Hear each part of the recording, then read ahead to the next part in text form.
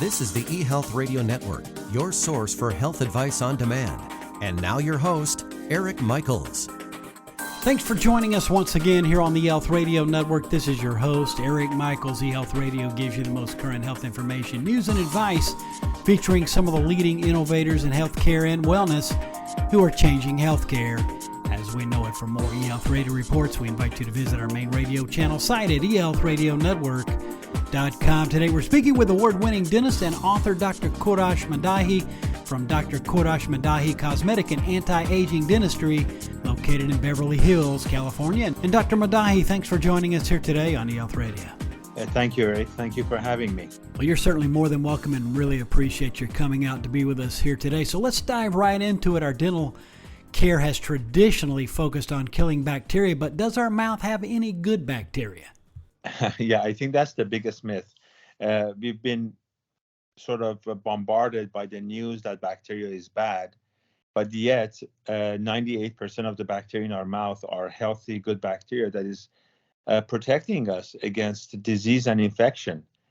So the first thing people have to know, we actually as human beings are made out of bacteria. What does that mean? We have somewhere between 70 trillion to 100 trillion bacteria to about 10 trillion human cells. And the bacteria is providing vital function. Without bacteria, we would not be able to be alive. So we depend on them for vitamin K production. That's why we don't bleed to death. We depend on bacteria for digestion, for also the mood neurotransmitter production in our brain, which is the serotonin and dopamine, and so many other vital functions. So bacteria is a key. There's good bacteria, and that's what's helping us protect ourselves. Yeah, certainly some great information to clear up some of those myths that are out there. Now, why is our diet so important to our overall care of our mouth, and not just obvious sugar, coffee, wine, but other foods as well?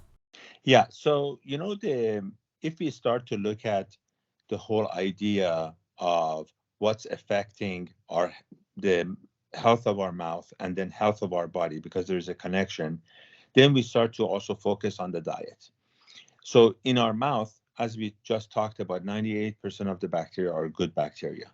So we got to see what is it that also destroys the good bacteria. So when you're having food or vegetables, let's start with vegetables, that has pesticides in it.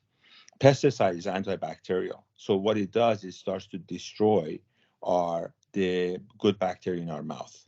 It also then, as you swallow it, it destroys the good bacteria in our gut. Then we go into when we are drinking alcohol, the same thing is happening in our mouth and in our body.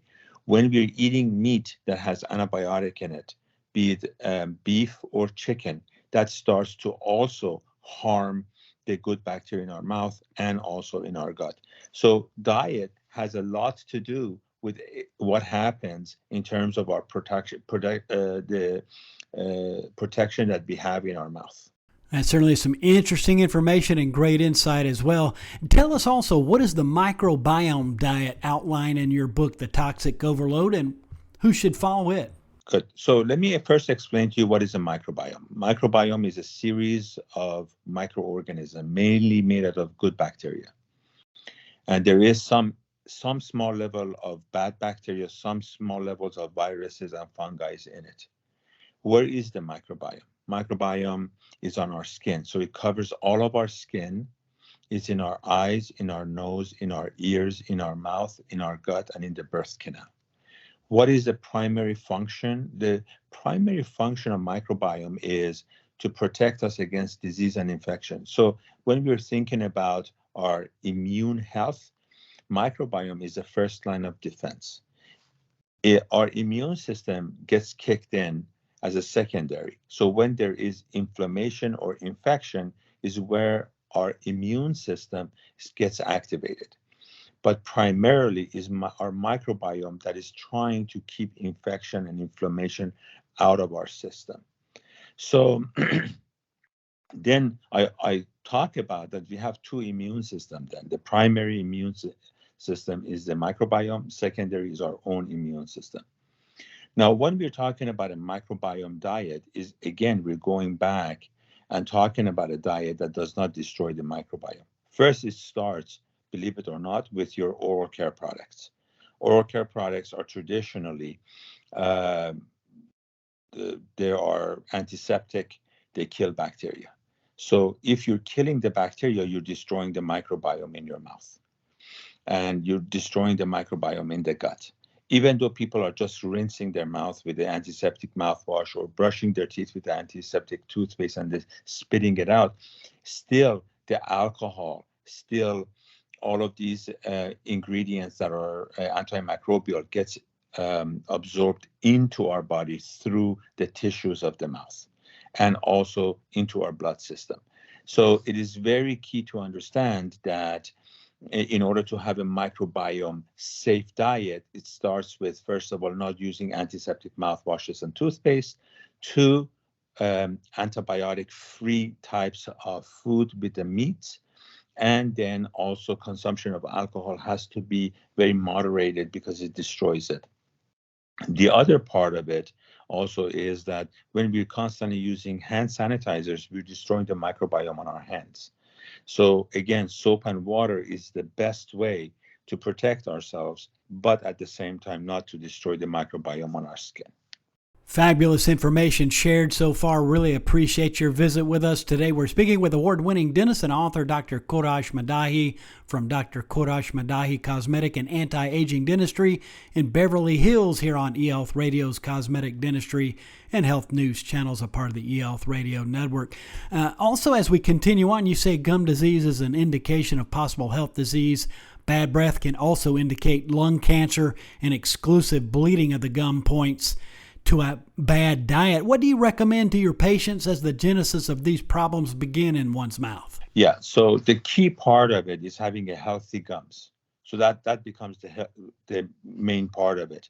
So anybody who has bleeding gums, when they're flossing or they're brushing their teeth and their gums bleed, that is an indication of inflammation. Now, one has to figure out, is the inflammation, is it due to a systemic problem or due to something that's going on in the mouth?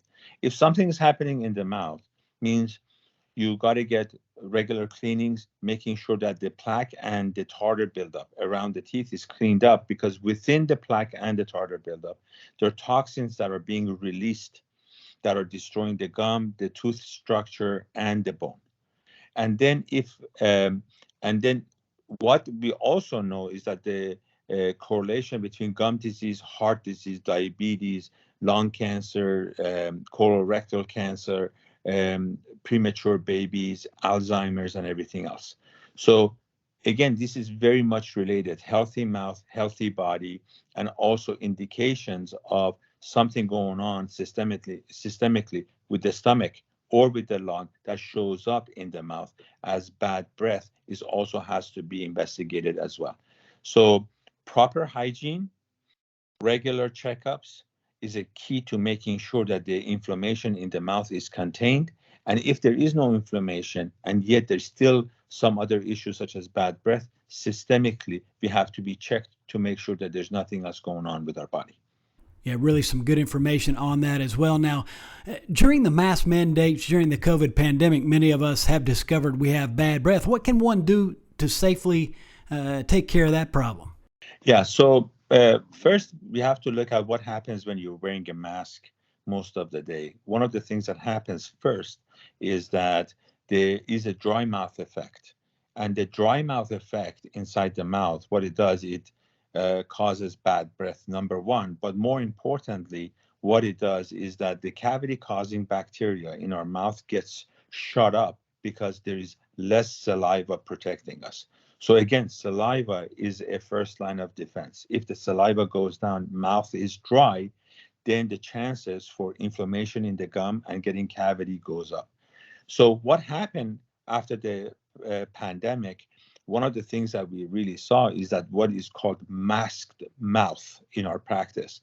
And what that meant was that gums are very, very inflamed, and there's a wide variety of cavities where people didn't really have cavities before. And again, that was because of the dry mouth aspect of wearing a mask all day long. So you got to get to the dentist. Please have checkups, get the gums and the teeth looked at, and then The other part of it is the home care. Like you're not going to go to the dentist every day. As a result, the home care, hygiene is a key part of it. So using a toothpaste, mouthwash, flossing, and brushing is very key. And people, I don't think, really realize how effective is a mouthwash, because our teeth makes up only 24% of our mouth. So just constantly just brushing it and thinking that is all that we care about is not the way to go, because there's all sorts of other tissue in our mouth that bacteria and viruses can attach to. So the key part of it then is to make sure you're using a mouthwash. Now, when we're talking about the mouthwash and toothpaste, unlike what we've been taught for 70 years, is we should not use antiseptic types of mouthwashes and toothpaste, which is basically what you see on the shelves. Anything that says kills 99.9% of the germs is killing 98% of the good bacteria and destroying the microbiome. So microbiome safe type of oral care products such as Lumino, which doesn't kill any bacteria but neutralizes the toxins of the bacteria, is the way to go. So that's what we have to be looking at. The new science is protect your microbiome. And this science is actually being proven on the skin and in the gut. So if you go to buy any type of cosmetics for women, you see that all of the products now, they're clean ingredients and they do not destroy the microbiome. And for gut health, there's a lot of talk of eating things that are clean so that the gut microbiome is being protected. And what we're saying is that the mouth is the key. The key is to make sure that we're not killing the microbiome. Also, the way that we're killing it, wearing a mask all day long and not having enough saliva, is destroying what's happening in our mouth as well. Lastly, and one last thought and question here as we are lifting off masks, what are some of the things that we should be mindful of when it comes to our dental health? I think main thing is that getting a checkup and making sure that if there is any sort of a bleeding in the gums, if there is any tartar buildup, it gets cleaned up, because inflammation in the mouth can spread through the body through the inflammatory markers.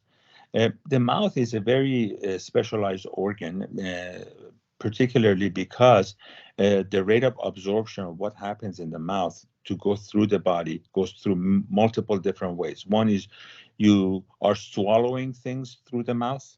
The other thing is that the tissue also absorbs things. So there was a study that was done that the person was rinsing their mouth with an antiseptic mouthwash that has a blue, green, yellow, purple dye in it. You know, all of the different mouthwashes have some sort of a dye. And what they did was, after rinsing their mouth for 60 seconds and then taking their blood, they saw within 60 seconds there is alcohol and the dye already in the blood system.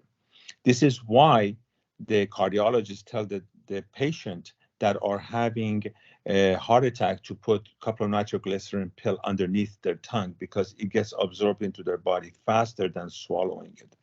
So if there's something going on in the mouth, if there's inflammation in the mouth, again, what happens is that the rate of absorption through the blood system starts to go up. So the key part, again, let's get rid of inflammation by having checkups, proper cleanings as a first step, and then making sure that if there is any cavities that started due to wearing a mask, is being looked after before it becomes bigger and ending up with root canals and everything else. Dr. Maddahi, really appreciate your time and for what you do in this space and for all the insight shared here today. I'm sure listeners want to know where they could get more information on yourself as well as your book, The Toxic Overload. Where can folks get more information?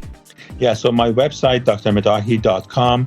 The book is also available. The Toxic Overload is also available on Amazon, and also the microbiome safe products such as luminohealth.com. It shows people a wide variety of products that they can use, such as toothpaste, mouthwash, and things that they can use that is microbiome safe, certified non-toxic, and it's really what we are going after without destroying the mouth enamel, gums, or anything else. Again, Dr. Maddahi, all the best, and thanks for joining us here today on eHealth Radio. Certainly was our pleasure. Thank you so much, Eric. Thank you for having me. Have a great day. And you as well, and thanks so much. We've been speaking with award-winning dentist and author Dr. Kourosh Maddahi from Dr. Kourosh Maddahi Cosmetic and Anti-Aging Dentistry in Beverly Hills, California. And for all the details, visit drmaddahi.com. And again, this has been your host, Eric Michaels, and we do thank you for your continued support of the eHealth Radio Network. Join us again soon for another episode that will help further expand your knowledge on those things that are important to your health and wellness. For more eHealth Radio reports, we invite you to visit our main radio channel site at eHealthRadioNetwork.com. And as always, we do thank you for tuning in. Thanks for tuning in to the eHealth Radio Network.